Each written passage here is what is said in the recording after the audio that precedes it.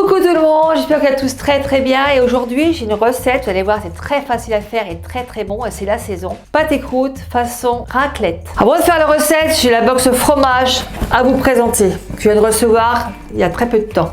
Donc vous êtes prêts? Donc voilà, regardez, il y a une boîte. Vous recevez ça dans une boîte hermétique dedans. Et là dedans il y avait un bac à glaçons pour bien conserver le fromage. Donc il est vraiment envoyé dans un milieu sain, qu'on peut dire. Donc on va déballer le fromage, bien filmé, vous voyez, il n'y a aucune air dedans. C'est filmé, c'est fait sérieusement. Donc on a reçu 5 fromages, une raclette nature, que tout le monde connaît, un bleu à côté, un ail des ours, de la moutarde et de la chèvre.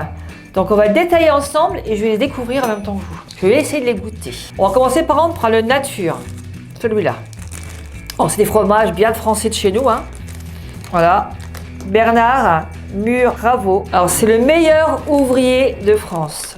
Donc ça peut dire le fromage qu'il m'a envoyé. Donc je vais goûter la raclette nature. En tout cas la pâte elle est très bien ferme. Je mange même la croûte avec. Il est très bon. Il est nature, voilà. Mais il a un bon goût quand même. Ça mange avec des petites pommes de terre, de la charcuterie, du fromage. Je vous le recommande. Ensuite celui-là c'est un bleu. Ça c'est pareil, hein, j'ai jamais goûté de raclette de bleu comme ça, on dirait un peu du roquefort. C'est un fromage allemand et un immanquable de la raclette. La texture crémeuse est parfaite pour la cuisson. Donc vous voyez, on peut faire ça aussi même dans une recette, pas forcément raclette.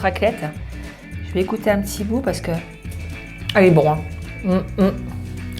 Ni trop fort, juste ce qu'il faut pour avoir un petit coup de bleu dedans. Celui-là, à l'ail des ours. Ah, l'ail des ours, je connais pas. En tout cas, bravo à l'ouvrier de France parce que franchement, il a des très bons fromages. C'est la deuxième box que je découvre et je ne suis pas du tout déçue. Ouais. Il y a le caramel il y a un petit bout.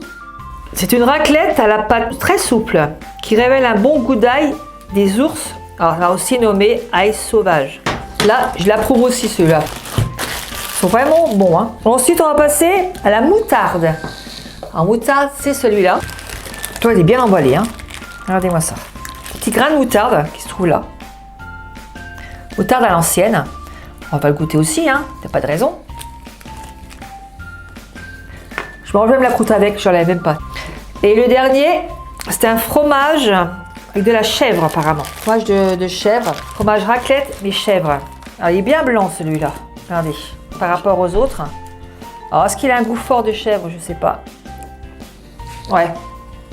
Ils sont plus lait de chèvre que lait de vache. Hein. Et bien écoutez, avec tout ça, je pense que je vais vous lire un petit peu quand même ce qu'il dit sur la chèvre, hein, parce qu'il va être jaloux. Sa texture parfaite pour la cuisson apportera une touche originalité à vos raclettes. Ces 5 fromages que je vous ai présentés, on a vu, ils vont être très bons à tester avec des pommes de terre, de la charcuterie, du jambon, de la viande.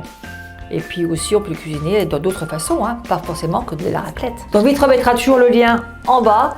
Allez voir sur la boutique, il y a plein d'autres fromages et vous allez vous régaler, ça je peux vous le promettre. Merci beaucoup. Voilà, on a présenté la box fromage raclette et là, on va passer à la recette. Allez, intro!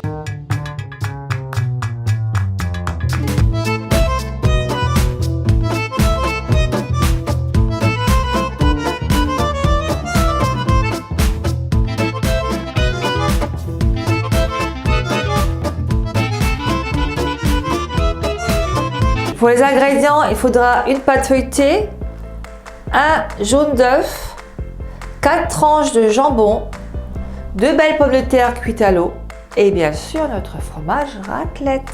C'est parti! Alors ça c'est une recette qui est excellente pour l'hiver parce qu'on fait beaucoup de raclette. On va se dire avec une petite salade pour se donner bonne conscience. On va faire un pâte et croûte façon raclette. Donc vous allez voir, très simple, les invités viennent, vous avez une pâte feuilletée, vous sortez votre pâte feuilletée, après vous pouvez la faire la pâte. Alors vous avez déjà fait cuire vos pommes de terre, vous avez du jambon, alors le jambon on va commencer à le mettre dedans. Vous allez voir, ça vous prend 3 minutes une fois que les préparations sont faites. Quelqu'un vient à l'improviste, allez hop, on fait ça. Allez, moi je mets 4 tranches de jambon pour bien la farcir ma pâte. Alors, prenez pas trop gros non plus, parce qu'après il faut rouler tout ça. Là, on va rajouter nos petites pommes de terre cuites à l'eau. On rajoute ça dessus. Parce que quand on fait une raclette, on mange des pommes de terre. On mange du jambon. Et bien sûr, du fromage. On rajoute les pommes de terre, donc on va pas trop en mettre non plus parce qu'on va pouvoir fermer aussi notre pâte. Allez, encore un tout petit bout. Et là, bien sûr, on va rajouter notre fromage français que j'ai reçu dans la box raclette nature. Moi, j'ai mis. Alors, vous pouvez mettre une raclette aussi non nature. Il y a plein d'aromates. Hein. Je vous ai présenté la box raclette. Il y avait plein d'aromates de raclette dedans. Donc, vous auriez pu faire aussi avec notre raclette, hein, sans aucun problème. Donc, on rajoute nos petits fromages dessus. Alors, ce qui est bien, ils sont déjà pré-coupés déjà, hein, mais moi je les ai coupés un peu plus pour pouvoir les mettre dans la pâte. Ils sont déjà tout pré-coupés déjà et je trouve ça super. Francine n'en met pas trop parce que tu ne peux pas fermer ta pâte. Voilà, je crois que j'en ai mis assez. On va rajouter un petit peu de sel et un tout petit peu de poivre dessus. Et puis si vous voulez d'autres condiments, hein, vous en mettez. Hein. Moi c'est une base, après vous faites ce que vous voulez. Pour le fermer, si vous pouvez prendre une pâte rectangulaire, c'est encore mieux, mais ça rond, ça ne dérange pas. Donc vous prenez les bords, hein, vous fermez bien déjà les bords. Voilà. Ensuite, on prend le bord de là, et là, on va essayer de le replier. Alors forcément, vous n'allez pas pouvoir bien le rouler, c'est normal. Hein. Vous allez tout ça mettre dedans, et on roule comme on peut la pâte, tout en la fermant bien, bien sûr, hein, qu'elle soit bien fermée. Voilà. Donc les bords, vous les soudez bien, pour pas que la raclette sorte. Hein. On ferme bien tout ça sur les bords. Là, c'est pareil. Vous voyez, ça prend 3 minutes à monter. Top chrono. Là, je vais la retourner. Là, on va prendre un jaune d'œuf et on va badigeonner notre pâté croûte. Et là, avec un petit couteau, on va faire des petits traits dessus pour que ce soit plus beau.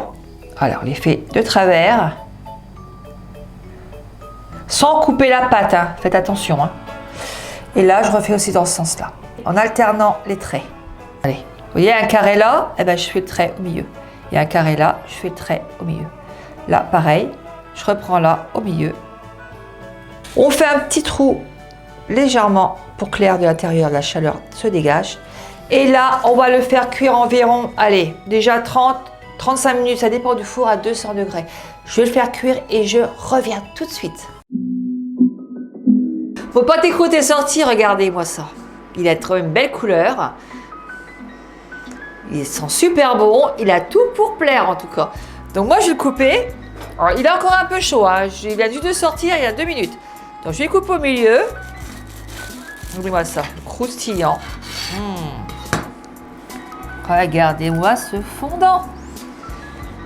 Dites-moi ce que vous en pensez. En tout cas, moi, j'en pense que du bien de mon pâté croûte. J'espère que ça vous a plu. Continuez à vous abonner, à liker, à partager, la petite cloche en haut. Je vous fais tous des gros bisous pour d'autres vidéos qui m'attendent derrière. Allez, bisous, au revoir.